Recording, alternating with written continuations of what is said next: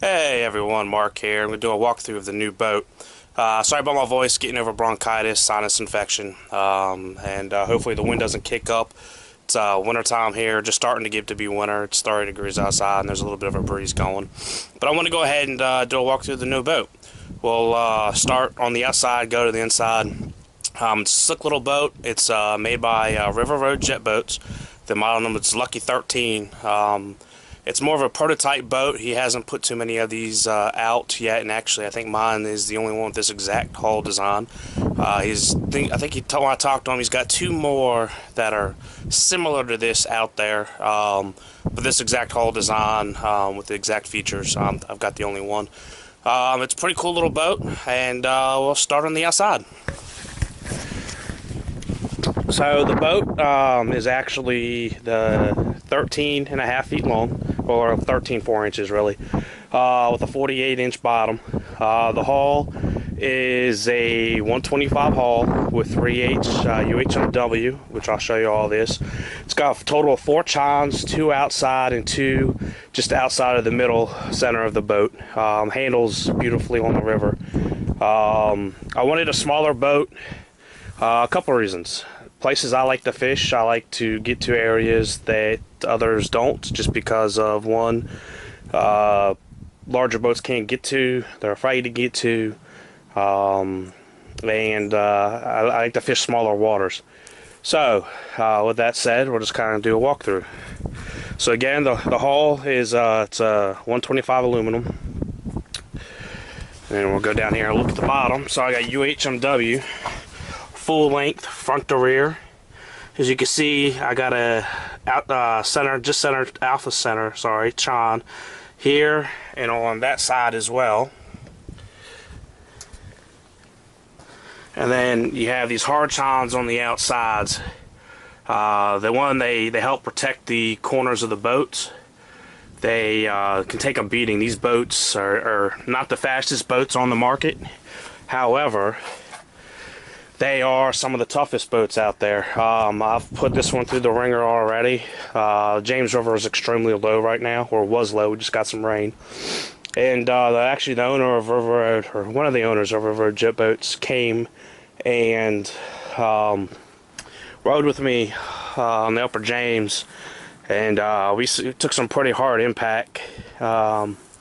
Some so hard that actually just about threw Mason, one of the owners, out of the boat. I actually grabbed him as he was headed over the side. But sorry guys, like I said, I'm getting over bronchitis. But it's a modified V with a delta pad on the back, which we'll crawl under and I'll show you what all that means. But like I said, it's a slick little boat. Total weight of it, I put it on the scales the other day to get a total weight, is just over 1,100 pounds complete, rigged out with all my fishing gear. So it's not a light boat, but yet at the same time, light boats can't withstand hard impacts. So there's a camera mount that I put on this boat. It's actually the camera boom is extendable, sorry. It gets some pretty cool angles. It can swivel, it's actually a piece of Ecotech GT90 gear track that I've mounted here in the corner with Scotty, the gear track, or base, and then these are 2 Scotty bases on a $15 Walmart camera monopole. So I used it on the kayaks. It's great. I had 3 rod holders welded on each side. There's 3 more on that side. For those days I decide I want to do a little bit of cat fishing, or take the kids out, do some bottom fishing. So the back, it is a tunnel boat. There's the transducer. I've had a couple people ask me about the transducer and mounting it there, and whether or not it would survive. I've hit several rocks with it already, and when I say rocks, I mean, good sized boulders. But the way that it is mounted slightly below the bottom of the boat.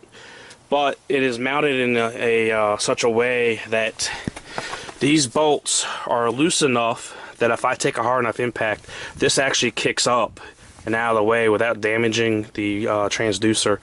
But yet it's tight enough that when in normal operation that it does not kick up. It is powered by a Mercury 4-stroke 6040 jet drive, of course.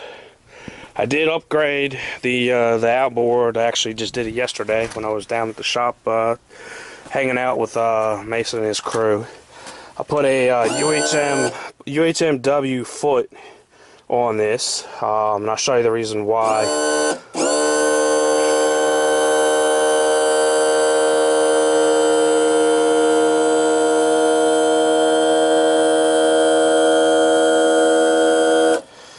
So the UHMW foot takes impacts a lot better. They don't chip as bad. They can take the repeated hits without wearing down. Not only that, it's kind of an insurance policy. The pump housing, which is this piece, is kind of expensive to replace if you break it or crack it.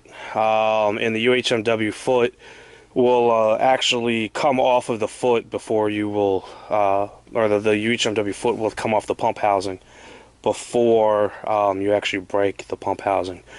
I had read online some guys had some issues with the UHMW foot actually pulling through the bolts, so we made up some of these big washers, wing washers if you will, to help hold it on.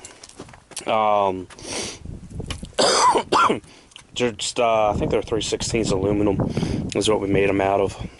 It still has enough give that the foot will take the hit and the beating versus the pump housing. Alright, here's the tunnel with the delta pad. One of the things that River Road does is they make sure that they clean up this tunnel as best they can. It helps with cavitation, and you don't get as much turbulence. And then the delta pad's right there in front. I don't know if you can see it, but it's a nice little flat spot that the boat rides on. It allows the boat really to maneuver really well. You can see where I've taken some impact hits, but not real bad damage. No major dents, no tears, no rips, nothing. Like I said, we've done some heavy hits on this boat already, and it's taken the beating quite well.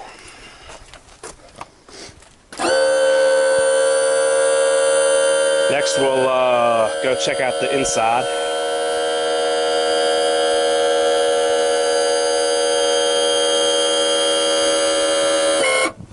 The foot fits up into the tunnel real nice as well. I do have a Minn Kota Terrova on the boat. It's a 55-pound thrust, 12 volt. With this small of a boat, light of a boat, I didn't need much bigger than that. It keeps the weight down. I've got to carry a second battery for a 24 volt, or a third battery for that matter, for a 36 volt system. One of these days I will get the iPilot put on here in the near future. Just one of those things that slowly adding to the boat. I do have a leaning, kind of one of the butt seats, if you will, on the front, and a nice comfy seat on the back for a passenger. Alright, we'll go up in this inside. 6-gallon fuel tanks tucked in underneath the back. Just had the rod tubes installed yesterday. That's kind of what I was waiting on to do the video for, as I was waiting for these to get installed. Keeps the rods down, out of the way. I didn't like putting them up here, is because I walk on that quite a bit, and they either didn't want to fall over the side of the boat or step on and break them. So the rod holders, the rod tubes, if you will,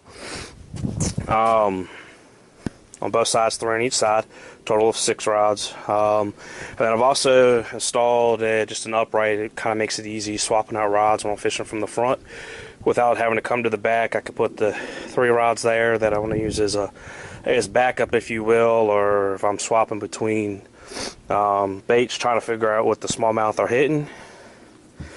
2 batteries, a house battery and cranking battery, and then my trolling motor battery, each with their own shutoff. Nice little rocker panel to control everything electronically wise. I run a Garmin EchoMap 73 VS.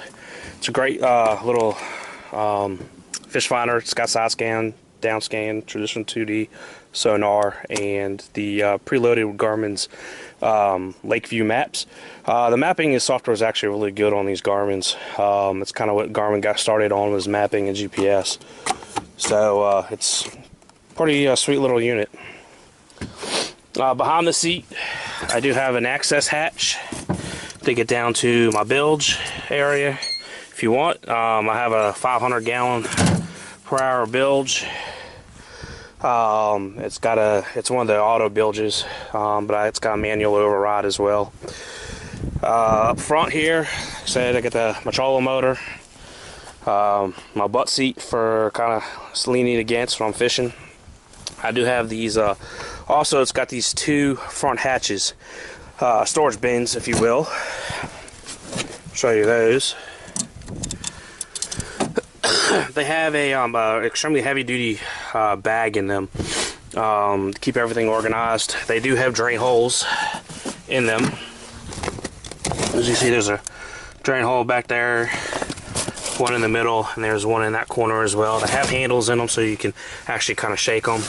This one, I keep a dry bag with some emergency stuff in it, some emergency tools, fire starter, first aid kit, toilet paper. Can never forget toilet paper when you're out in the water. You never know when nature calls. I keep my anchor 50 foot of line, and then in this one,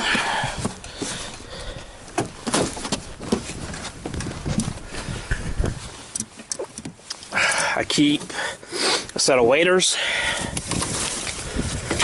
and wading boots, just because never know when you might have to get unstuck and get out. And right now it's cold outside. I'm getting a bag in here, and then here's my spare foot that I took off. See, it's kind of already taken a beating on it. Hit some rocks. Water's been low up until recently, so it was recommended due to my driving style that in the rivers and places that I want to put this boat, that I carry a spare foot, and just in case, that way I can make it back home. So that is my spare foot. It was the original foot that I replaced with the UHMW foot. So a little peace of mind, make sure I get home and whoever's with me gets home in one piece in a timely manner. And that's pretty much it. I did add this little cool, I don't even remember what they're called, bins, suction cup bins, whatever. I keep my pliers, lures that I'm changing out, some scent, that kind of stuff, leader material. So that's it, guys. Hope you enjoyed the tour of the boat. Like I said, it's a small little boat, but it gets me to where I want to go, fish comfortably, and get home in one piece safely. If you're interested, check them out. River Red Jet Boats. Sorry. Ask for Mason. I'll put the information down in the description. His website, his phone number. Great customer service. Just all around great company to deal with. Have a good day. Tight lines. Forgot to add, actually I was meant to mention is I'm sure somebody's going to ask me. Top speed with me, by myself, fishing gear, fully loaded, full fuel tank. I get about 24 mile an hour, which is plenty fast on a creek, some of these smaller sections of rivers that I fish. And another thing is what's kind of cool about a custom boat, and like I said, this boat's built to take a beating. So take a look at the how this is welded and put together. Okay, so some guys run just basically they go buy a prefabbed boat, throw a outboard on it, and off they go.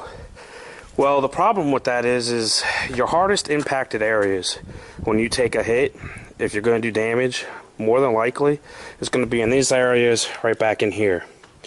And when I say that is because on a regular boat, regular store, mass-produced boat, is you don't have this lip.